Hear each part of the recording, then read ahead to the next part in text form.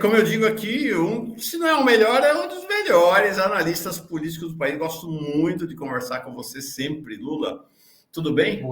Tudo bem? Bom dia, Mauro. Bom dia, Revista Fórum. E trouxe aqui, recuperei aqui esse lambe-lambe. Eu tenho alguns lambe-lambes emoldurados, né, no Legal. meu estúdio. E é isso, por causa do acontecimento de ontem, né, Mauro? Do debate, né? Vamos falar, quero te ouvir sobre o evento e as consequências. Mas antes, um comentário aqui para nós dois, moradores de Brasília. Eu não sei se aí na tua região está a mesma coisa. Lula, bom, eu chamo Luiz Costa Pinto, todo mundo conhece o Luiz Costa Pinto como Lula. Né? Como ele mesmo diz, nasceu lá em Pernambuco, que é Luiz vira Lula. Não é à toa que o Lula é Lula. É o nosso Luiz Inácio Lula da Silva. Lula, o negócio assim, eu acordei hoje de madrugada, né? A Luciana Gato explicou aqui que a noite e a madrugada são os piores, né? Para a fumaça poder fazer a gente sentir os efeitos da fumaça. Não conseguia respirar, cara. Um negócio impressionante. Né? Isso. Você mora aí no fim da Asa Norte. Isso. Eu estou no Lago Sul e a minha casa é razoavelmente perto do lago. Então, eu fui menos impactado por essa fumaça do que você, né, pela nossa situação na geográfica na cidade, Mauro. Agora, Brasília está impossível. Eu vou te falar que sábado de manhã, eu sempre vou ao Ceasa de manhãzinha cedo, 5h30 da manhã, e me deu uma tristeza profunda, né, eu sempre gosto de sair de casa para o Ceasa ouvindo uma boa música, eu faço uma seleção, né, para ir até o Ceasa escutando, e gosto de ver o nascer do sol. E me deu uma tristeza profunda, porque não tinha nascer do sol, sabe?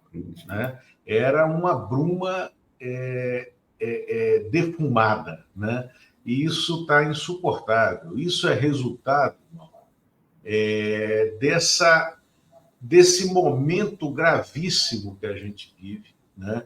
Como você, antes de abrir para o período do pessoal aqui, comandado pelo Longo, pelo Melo, pelo Azenha, né, você pontuou, né, a manifestação do ministro do Supremo Tribunal Federal, Flávio Dino, muito importante, e que fez o presidente Lula convocar novamente para esta manhã uma reunião com a ministra Marina Silva, o ministro Rui Costa, presidente do IBAMA, se eu não me engano,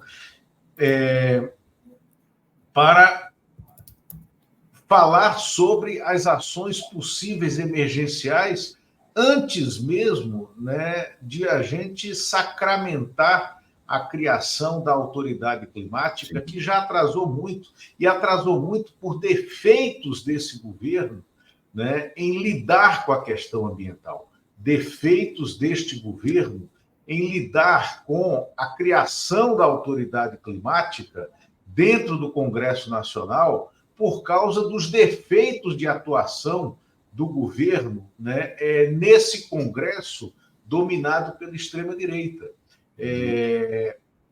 O ano de 2024 já está marcado na história da humanidade como o ano em que nós chegamos ao ponto de não retorno, né, das alterações climáticas em razão, né, de intervenções desastrosas, trágicas, né, na atmosfera, né, e sobre a Terra, sobre o planeta. Né?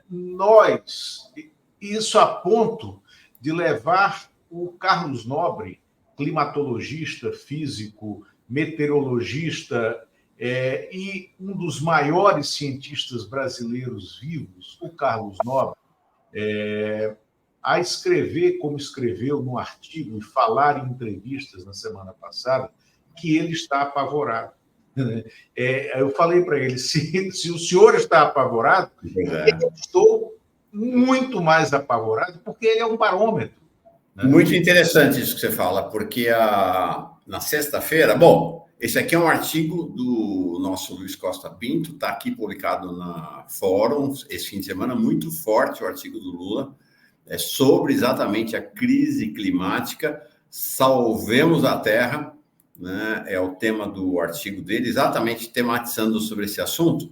Na sexta-feira, esteve aqui com a gente outra que eu acho que é ao lado do Carlos Nobre. Estou botando aqui o link, tá, do artigo Lula no nosso chat para quem quiser ler. A Gatti, né? A Luciana Gatti, eu acho que são gerações diferentes, né? E ela comentava exatamente isso, falou, Mauro, eu sou muito mais otimista, eu acho que realista, mas assim, mais pessimista, estou muito mais alarmada com o que está acontecendo do que o Carlos Nobre. O Carlos Nobre sempre me diz, Luciana, quando você tiver 65 anos, você vai ser otimista que nem eu. E aí, o que você está dizendo é isso. Semana passada, se até o Carlos Nobre manifestou a preocupação extrema dele, é porque a situação já passou do dramático, né, Lula?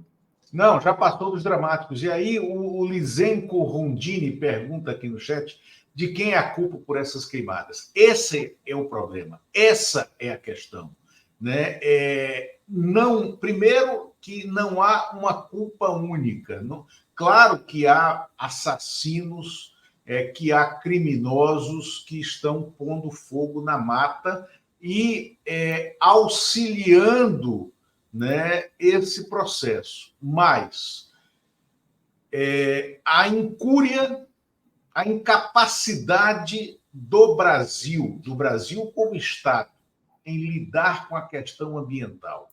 E isso no desastre dramático, né, que nós vivemos das gestões do período Temer e Bolsonaro. Né? Combinado a esse período Temer e Bolsonaro, que foram desastrosos para a tessitura das nossas estratégias de combate, nós tivemos, na volta da esquerda, do Lula ao poder, nós tivemos a combinação de um governo, de um executivo, não só progressista, mas com uma visão correta do papel do Brasil no mundo, nesse momento, em relação à questão ambiental, com um Congresso extremamente reacionário, conservador, e que não ajuda a implementação de uma política, né, nacional, né, de uma política de Estado para essa contenção. Agora, o desastre, ele é planetário, ele é universal, que é o que eu escrevo naquele artigo. Mauro, a gente não pode olhar esse momento apenas com a lupa sobre o Brasil, que já projeta as fumaças, a nuvem de fumaça para Uruguai, Argentina, Paraguai, né, sobre 70% do território nacional, né, porque neste ano de 2024, nós já verificamos, primeiro, a queda monumental. Vocês, assim, imaginem o que eu vou falar. Criem a imagem na cabeça. Um fiord de 1,2 quilômetro de extensão. Um fiord de gelo de 1,2 quilômetro de extensão. Desmoronou no norte da Noruega e provocou a maior onda de tsunami já ocorrida no mundo. Isso aconteceu em junho deste ano, né, na Noruega. Não foi percebido de imediato por cientistas. Depois se formou um grupo de cientistas com 18 países envolvidos, porque foi num lugar muito ermo do oceano. Essa queda provocou uma onda inicial de 200 metros de altura, quando esse fiord caiu no oceano, 1,2 quilômetros de extensão, né? E provocou ondas tsunâmicas que duraram até 18 dias lá no norte, no Círculo Polar Ártico, aonde nós temos degelo progressivo, né, da permafrost, que é a camada do antigo, do outrora chamado gelo eterno, ela está degelando sob a crosta, né, e liberando em escala industrial CO2, né? CO2 que impacta todo o ciclo estratosférico, que ajuda a aquecer os oceanos e que, aquecendo os oceanos, ajuda a criar essas ondas de calor que destroem, que secam a Amazônia, né? Aí, com o fenômeno das secas cada vez mais duradouras, cada vez mais agudas na Amazônia, nós temos a seca do Pantanal, que é um bioma que nós estamos indo para o terceiro ano sem as grandes enchentes do Pantanal. O que é que pegou fogo esse ano no Pantanal? Há um fogo subterrâneo, isso é inimaginável pelo modelo topográfico vegetal do Pantanal. A gente está tendo incêndio nas raízes, né, das plantas, das espécies pantaneiras.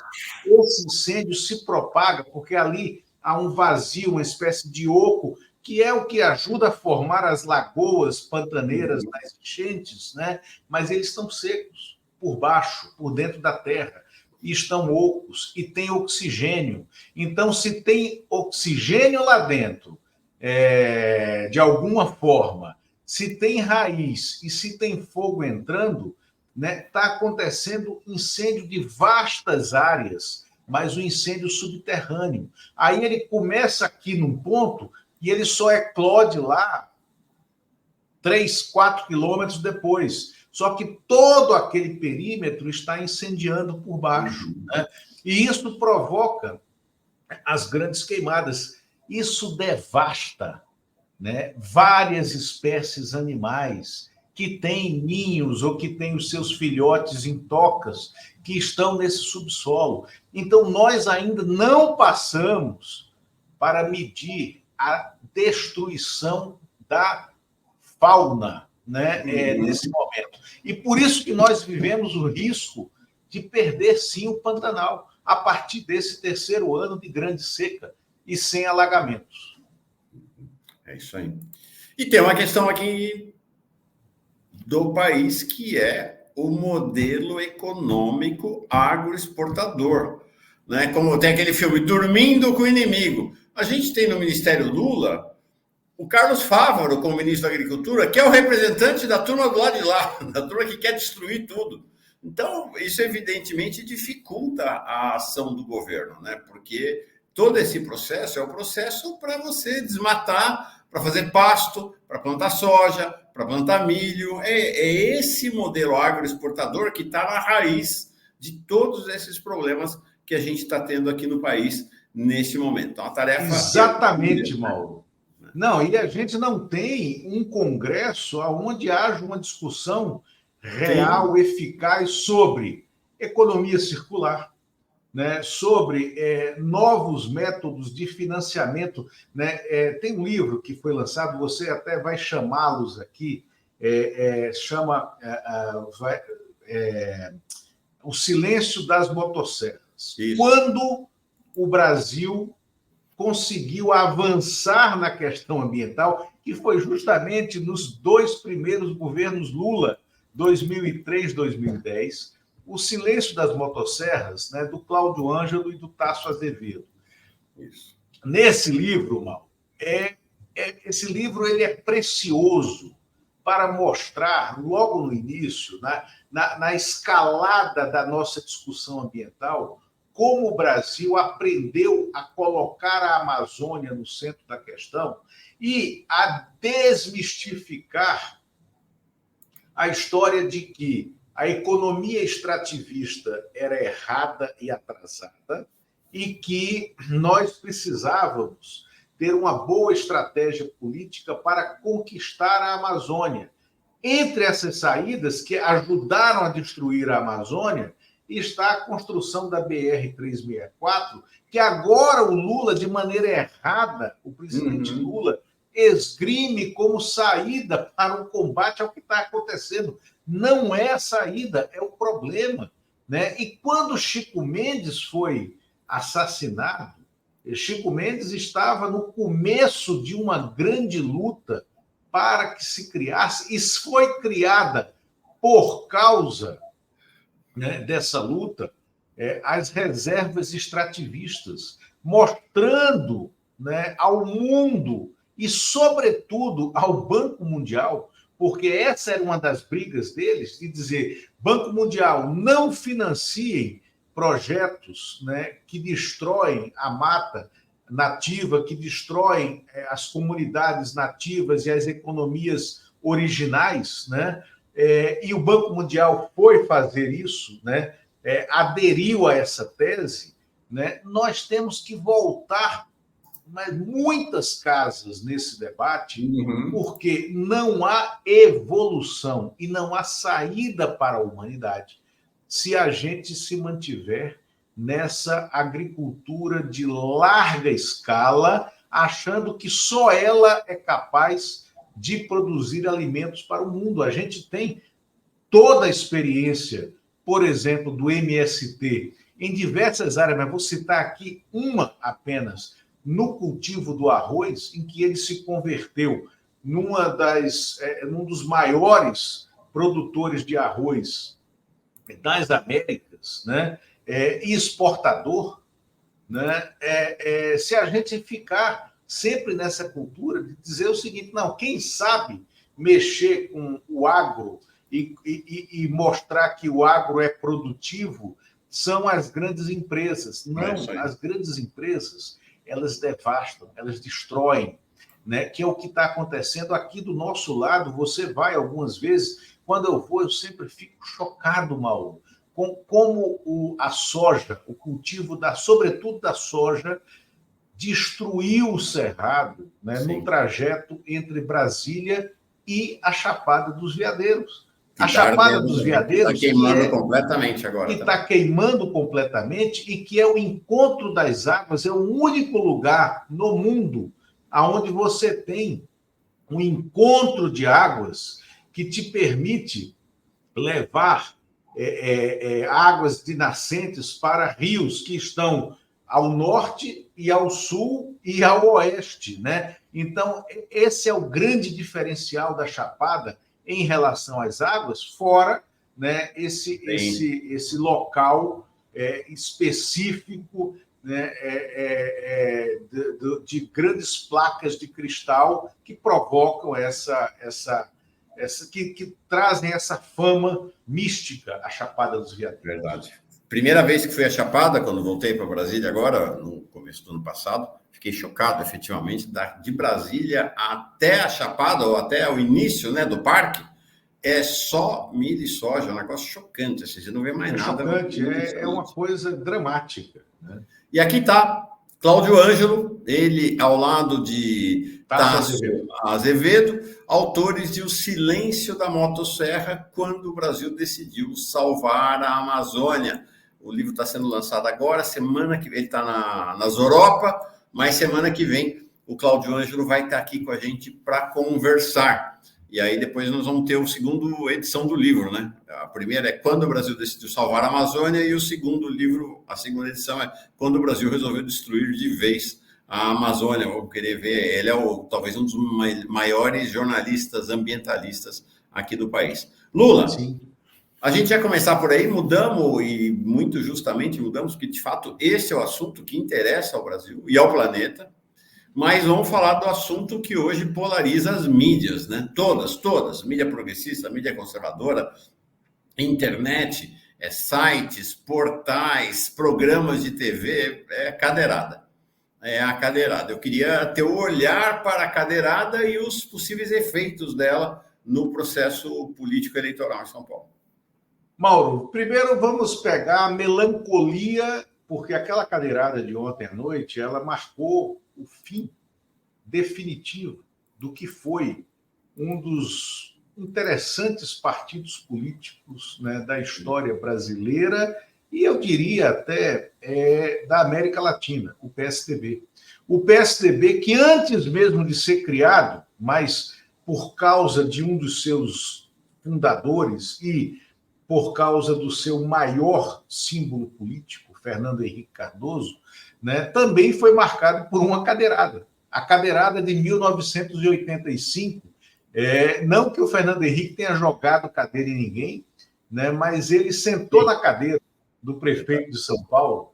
Ele era candidato a prefeito contra Jânio Quadros, o ex-presidente de extrema-direita, que renunciou à presidência da República e que abriu a porteira para o golpe, né, que nos trouxe a ditadura militar de 21 anos, em 1961. Mas o Fernando Henrique Cardoso sentou na cadeira em 85, antes da eleição, e isso mostrou uma arrogância, uma prepotência que foi julgado, na minha opinião, corretamente, né, a arrogância, né, daquele momento, como responsável pela derrota dele para Jânio Quadros. E ontem, então, Datena, um personagem que nasce no jornalismo popularesco, no jornalismo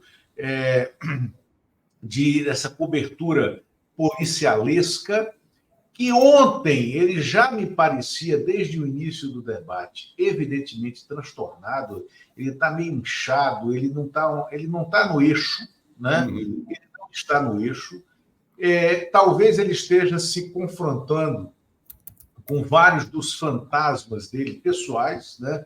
Que estão deixando claro que ele não é esse personagem que ele imaginava ser, e ele caiu de maneira absurdamente ingênua na armadilha produzida, né, por esse bandido Pablo Marçal, né, condenado, entre outras coisas, mas ele é bandido por causa de vários motivos, mas sobretudo porque ele foi condenado e puxou cadeia, né, por estar num grupo que assaltava bancos e que dava aposentados, né?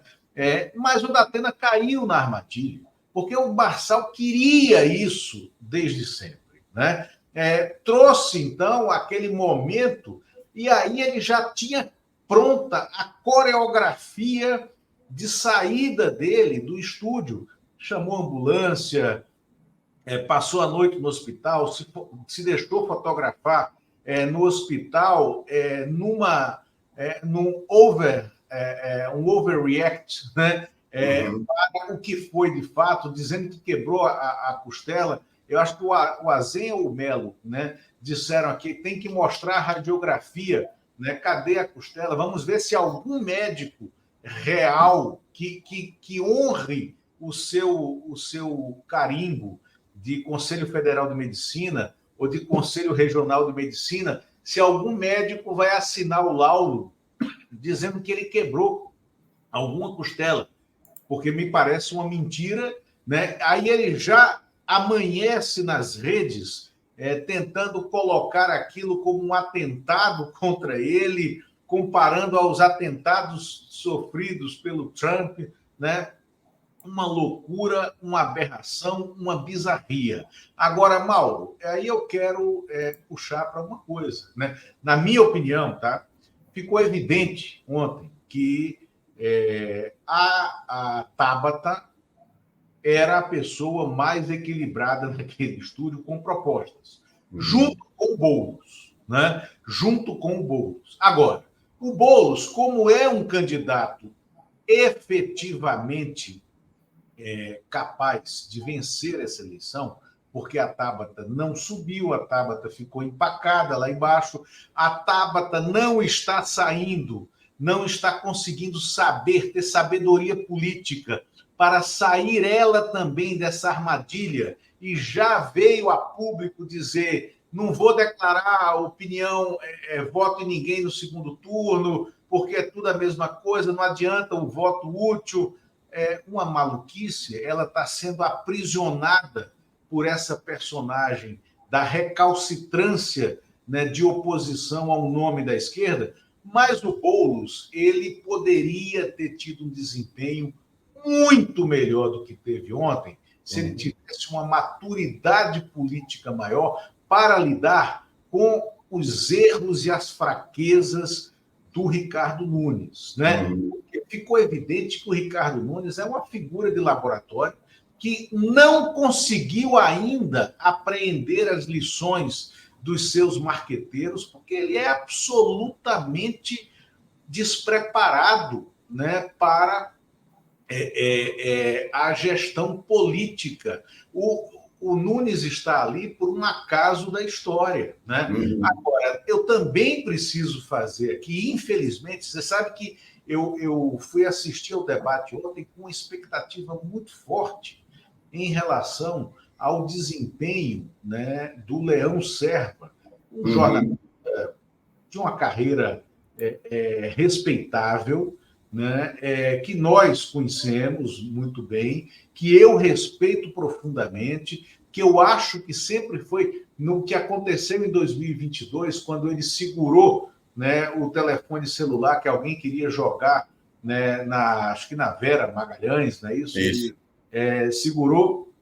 Ele demonstrou uma personalidade muito forte ali, mas eu acho que o Leão ele se perdeu ontem também nas confusões que aconteceram, né, depois do episódio, mas ele tinha que ter sido mais forte já no início, quando ele faz a primeira pergunta, o Marçal não responde, aí a primeira pergunta feita ao Ricardo Nunes, ele não responde, ali você tinha que ter, e o Azenha falou isso mais cedo aqui, você tinha que ter a intervenção do mediador, né, de imediato, dizer, olha, você não respondeu a isso, quer usar para aqui, quer responder e tal. E aí, no final, depois do episódio da cadeira, ele se perdeu completamente a ponto de caçar um direito de resposta do Boulos, que já tinha sido concedido, aí depois ele voltou, ficou meio abobalhado, né?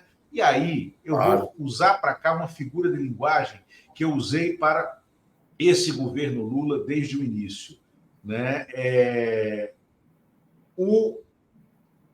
O Leão Serva ontem não tinha o direito de ser ingênuo, né? E houve uma certa ingenuidade na condução que levou àquele desfecho, né? Assim como o governo Lula não tem o direito de ser ingênuo, e já foi várias vezes, que acabou sendo tragado em armadilhas da extrema-direita. Não, esse é um aspecto que, assim, esse debate de ontem aconteceu sob as regras mais estritas da eleição até agora, por conta desse cenário todo, né? Que a gente estava vendo aqui. Pelas regras do debate, as agressões verbais já poderiam ter sido punidas, e elas não foram punidas. Então, de certa maneira, é o que você está falando. Essa leniência do Leão Serva em não cumprir as regras que a própria TV Cultura tinha estabelecido, foi permitindo que a coisa fosse escalando, né? Em vez dele cortar pela raiz, logo na primeira resposta do Marçal, falou, ó, mais uma dessas você está fora, está expulso do programa, mais uma dessa. Exatamente. E você vê como é a desqualificação. Hoje, o painel da Folha de São Paulo, né, abre com uma nota, aliás, do qual você já foi editor, né, Priscas Eras. O painel abre com uma nota que é um absurdo político também, que é dizendo o seguinte: o União Brasil, que é o terceiro maior partido brasileiro, junção do velho PFL, Democratas, com o PSL, que elegeu o Bolsonaro. O União Brasil está encantado com o Marçal e vai brigar pela filiação dele à legenda para disputar a presidência em 2026. União Brasil, que é presidido pelo Antônio Rueda, que disputou a estar à frente do partido com o seu ex-chefe e mentor, né, da vida inteira, esqueci o nome dele, que é deputado lá por Pernambuco, Luciano Bivar, né? Luciano Bivar. O Rueda também é de Pernambuco, os dois são da área de corretagem de seguros, né? Você imagina? Então, o Rueda já está dizendo que vai convidar o Marçal, porque está encantado com o desempenho do Marçal e que ele, mesmo que perca a eleição para prefeito, já sai como nome para 2026. O que é que essa direita, que ou antigamente a gente podia dizer que era uma direita democrática, o que é que essa direita quer da vida? Isso é assim, é uma esculhambação, e por isso que eu falo que o que tem que acontecer é a intervenção, e não falta motivos para isso, não falta, é a intervenção da Justiça Eleitoral para colocar regramento nessa disputa. Para encerrar, temos só 2 minutinhos, você precisa sair também, tem urgência. A última questão é, bom, qual o efeito? Me parece que os analistas, nesse momento, se dividem entre achar que o Marçal conseguiu o objetivo dele, ele estava numa situação de, aparentemente, começo de cansaço do personagem dele, que ele recupera protagonismo, vem de novo para o centro e que deve voltar a crescer nas pesquisas. A outra avaliação que diz que não, que o personagem dele exagerou demais, né? Houve um overreacting dele, inclusive, e que isso sela o destino dele, aumentando o descenso dele no processo eleitoral. Marçal ganha ou perde, Datena ganha ou perde com o que aconteceu? Eu acho que o Datena não irá até o fim. Eu acho que o Datena vai usar esse episódio para, mais uma vez, desistir antes, né, do dia da eleição.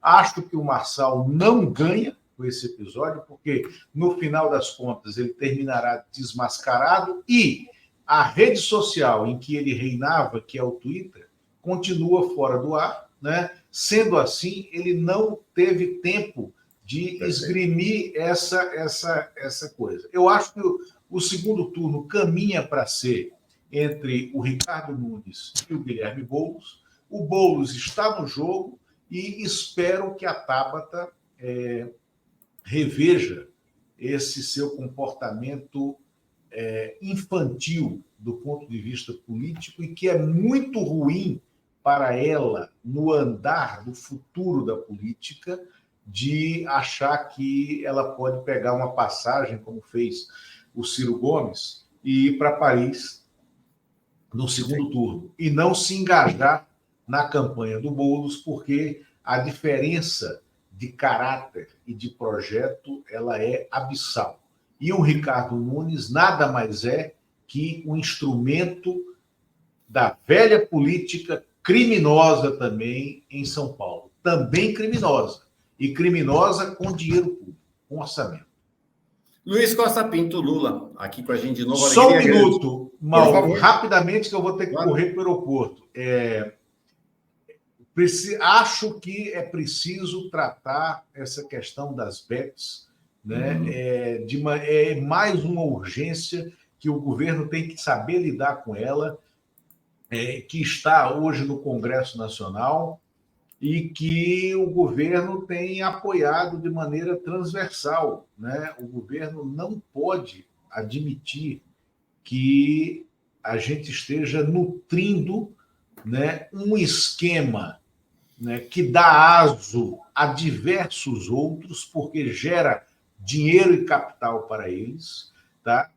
De uma maneira que esteja no Brasil com uma fragilidade regulatória muito grande, né? E também essa fragilidade regulatória, ela está nascendo da necessidade do governo de gerar caixa, né? Esse é um argumento absurdo, porque nós estamos lidando aqui, não é só uma questão de para onde está escoando esse dinheiro, Sim, mas é de um desmonte de saúde mental em diversas famílias brasileiras, né? Eu conheço pessoalmente, tá, casos de jovens de 20 anos, de 25 anos, né, e de pessoas mais velhas também, inclusive uma jornalista da nossa geração, da nossa época, que se viciaram nesses jogos, que perderam tudo, que já passaram por tratamentos em clínicas de desintoxicação de apostas, né? Porque isso existe, isso está instalado na sociedade. O impacto disso, né, na economia nacional é infinitamente maior, porque ele é desestruturante, né? E o governo está estimulando isso, e estimulando por meio da Caixa Econômica Federal, que hoje é controlada pelo Centrão, por uma pessoa colocada lá na presidência da Caixa, sim, pelo grupo do Arthur Lira. Grupo do Arthur Lira, que desde o primeiro governo Lula, é o mesmo, não são as mesmas pessoas, mas é o mesmo grupo. Desde o primeiro governo Lula, quando o Lula acabou com os bingos, naquela primeira denúncia, né, contra o Valdomiro, que levou depois a saída do José Dirceu da Casa Civil, né, eles já tentavam controlar essa área, é o mesmo grupo.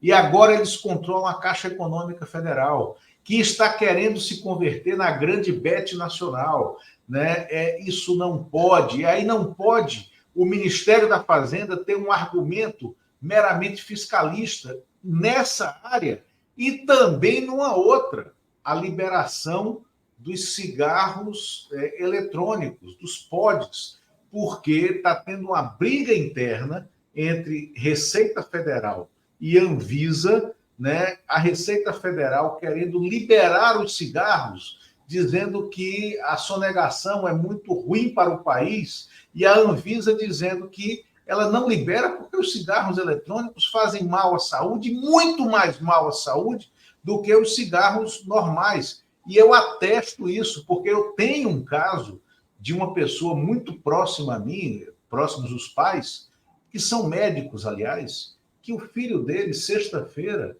passou por um transplante, depois de estar na fila com uma chance absurda de morrer, né? 25 anos, transplante duplo de pulmão, né? Em razão, né, dos malefícios causados pela associação dos produtos químicos aos pods desses cigarros eletrônicos, que são veneno. Veneno. É isso. Dramático. Lula, que bom que deu tempo de você falar. A gente tinha colocado na nossa pauta mesmo, mas o tempo correu. Eu sabia que Lula precisava ir para o aeroporto, mas bom que você trouxe esse assunto. Você sai, vai lá para o aeroporto correndo e eu continuo um pouco mais com esse assunto. Obrigado, Lula. Obrigado, Mauro. Até logo.